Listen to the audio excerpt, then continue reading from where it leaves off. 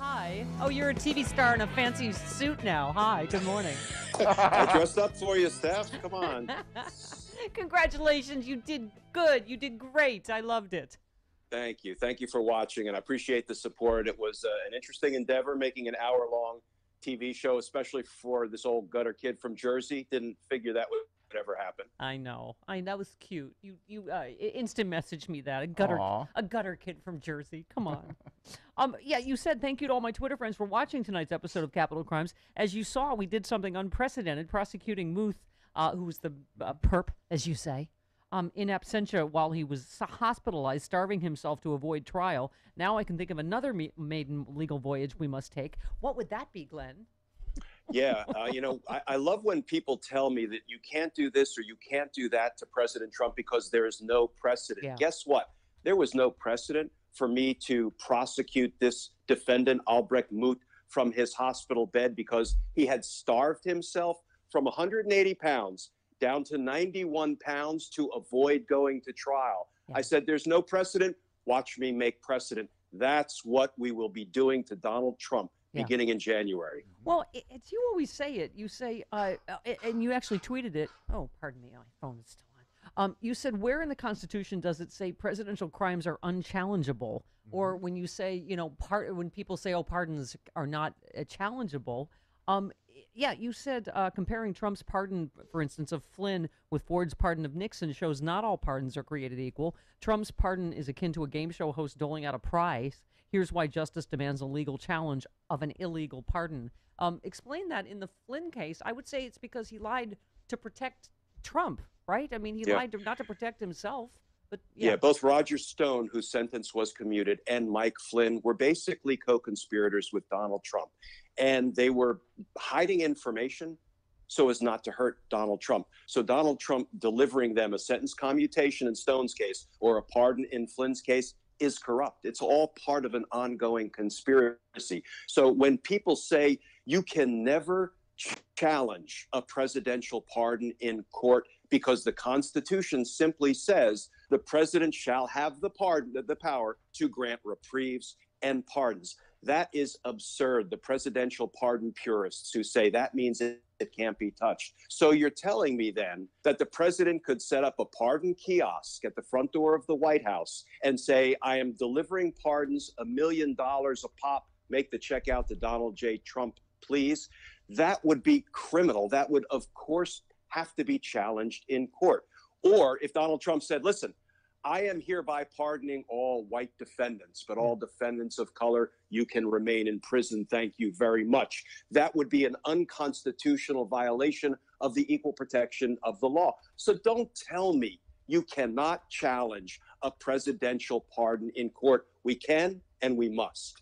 And as I understand it, as usual, this is something kind of dumb that could backfire on him, right? Because it means that Flynn has no more Fifth Amendment, right? He has to testify, and if he lies, he goes to prison, right? So does that mean Congress? It means Letitia James? Tell us what else that means. It means everybody with subpoena power. So once you are pardoned, that extinguishes your Fifth Amendment right against self-incrimination because anything you say can't be used against you because you've been pardoned. So Letitia James can subpoena him to the grand jury. The Manhattan District Attorney, Cy Vance, can subpoena him to his grand jury. The Southern District of New York prosecutors can subpoena Mike Flynn to the federal grand jury sitting and listening to cases about Donald Trump and company. Congress can subpoena Mike Flynn. So Mike Flynn better check his calendar because he's going to have a whole lot of court and congressional appearances coming his way. Yeah. And Glenn, I'm, as you know, so with you on this. Justice is coming, and we just can't go, oh, we just need to move on. Because even the Mueller report, I mean, all the stuff we're talking about, Flynn, how do we just say that's all okay? Colluding with a foreign power to subvert our elections, that's all okay. And the 10 counts of obstruction of justice to cover up the criminal conspiracy, that's all fine. I mean, do you feel like shoes will still drop from the Mueller investigation? And I love that you brought up the Mueller report and the 10 felony counts of obstructing justice. When I was a federal prosecutor in D.C., Bob Mueller was my boss. He taught me how to be a federal homicide prosecutor. When he took over as chief of the homicide section, He handed me a case he had indicted involving the shooting of a police officer because the defendant wanted to steal the police officer's gun. And so I actually got to see inside Bob Mueller's investigative work in the grand jury because I had to pick up his ball and run with it.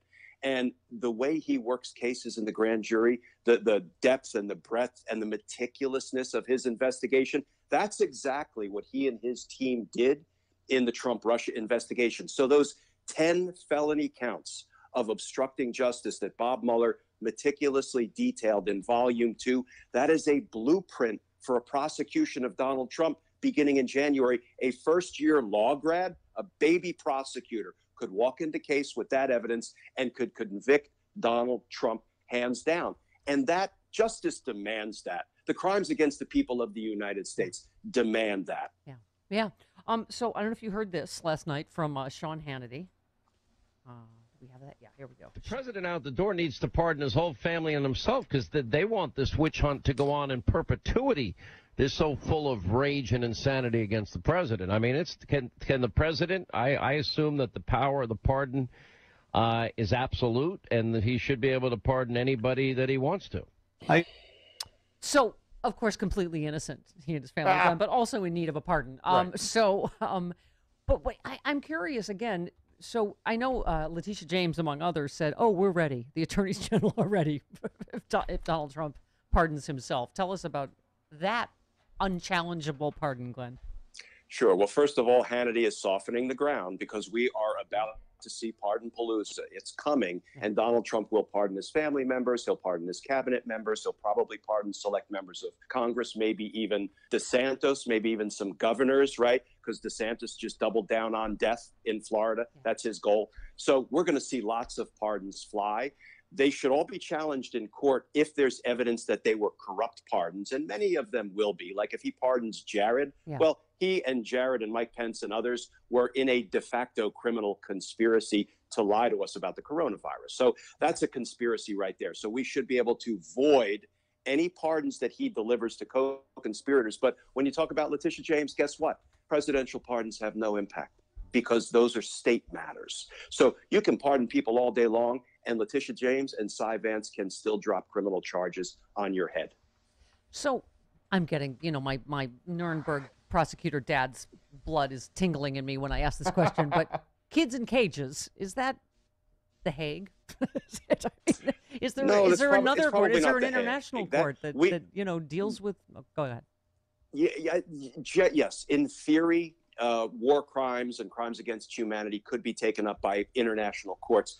Let's clean up our own criminal problems here. We need to prosecute Donald Trump and Stephen Miller and company for kids in cages. And don't forget, one of Donald Trump's own appointees, Miles Taylor, the chief of staff at Department of Homeland Security, he left and he started telling the truth. And he said, Donald Trump told his DHS officials, I want you to violate our country's asylum laws. And if you do, I will pardon you. All of these cases are screaming to be brought, and Donald Trump needs to end up in court as a defendant. Yeah, absolutely. Speaking of court, you said the recent Supreme Court 5-4 decision in the New York religion case makes the strongest argument for increasing the number of SCOTUS judges. Again, as not as a lawyer, Glenn, I just think, what does this have to do with religious liberty? This is a pandemic. And we're saying no large gatherings unmasked with people, screaming and singing and shouting. It's not about religious liberty, even to me. Am I wrong? Yeah. No, you're not wrong. And first of all, I'm going to acknowledge that it's not easy to balance First Amendment rights, whether it's the right to free speech, the right to free press, the right to religious assembly and worship, the right to assemble and petition the government for a redress of our grievances. And boy, we got some grievances against our government these days. You have to balance all that against the government's responsibility to protect and promote public safety. And that's where those two things can collide. But here, and I can argue, all day long that the way the Supreme Court went about deciding this case was just wrong, both on the substantive front and on the procedural front, because it got mooted out because those restrictions were no longer in effect. So the Supreme Court should not have reached out and even decided it. But here's what this drives home for me, more importantly. Ruth Bader Ginsburg, when she was on the court back in July before she passed, may she rest in peace, The Supreme Court decided a similar case one way in favor of the government restrictions and against the challenge by religion. Now, Amy Coney Barrett, they have decided it another way. Here's the point that drives home to me. It can't be that a one justice swing one way or another can govern how 330 million Americans will have to behave, can govern what our Constitution means, because apparently it meant one thing when Ruth Bader Ginsburg was on the court, and it means an entirely different thing now when Amy Coney Barrett was on the court. That is why we need to increase the number of Supreme Court justices, because 9 is not a magical number. Remember when they used to scream about activist judges?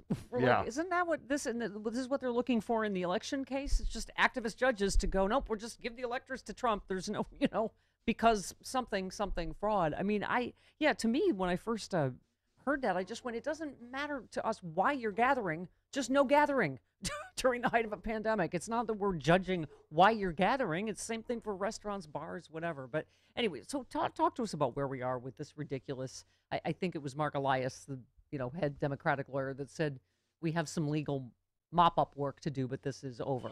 So obviously every battleground state has certified. Is Wisconsin today, I think, will have certified for Joe Biden. So what are they doing? What are they doing legally? It's not. Someone said, Glenn, it's not a legal strategy anymore. It's a political strategy, I guess. I mean, what are they doing? Oh, it's a money-making strategy. It's a money-making strategy. Donald Trump is grifting his base by pretending that he has a fight, by pretending he has an avenue to attack the election results. He doesn't, and he probably knows he doesn't, but everybody else in America knows he doesn't. He's using it to grift. He's using it to steal money from his base by pretending there is still a battle to be fought. He's no different than Steve Bannon, who literally was stealing from Donald Trump's base, pretending they were going to build a wall. They weren't. They were stealing, and Steve Bannon is about to be a convicted federal felon as a result of stealing from Donald Trump's base. Donald Trump is stealing from his base. He has no shot at overturning the election results. Counselor, sidebar. Donald Trump has built exactly 25 miles of new wall. Okay. Right. But they thought that people privately were going to be able to build 3,000 miles of wall was okay. Right. And that he still is people are still sending money thinking that he's going to overturn this election, which, but I have gone from terrified because again, they're so lawless that you're like, oh my God, could they actually get this to the Supreme Court? And could the Supreme Court just appoint Trump, and would electors just go against the people? And I guess as the answer has become a more resounding no, you're able to laugh at how pathetic it is, right? I mean, how pathetic it is until January comes. And then, Steph, we better have the political will not to turn the other cheek, not to let bygones be bygones, because, the crimes that have been perpetrated against not only the American people, but the immigrants who came here yearning to breathe free, only to be thrown in cages and have their children thrown in other cages, forever separated. I mean, that you can't just say bygones. You can't just say, oh, well, that was unfortunate. Let's move on and heal.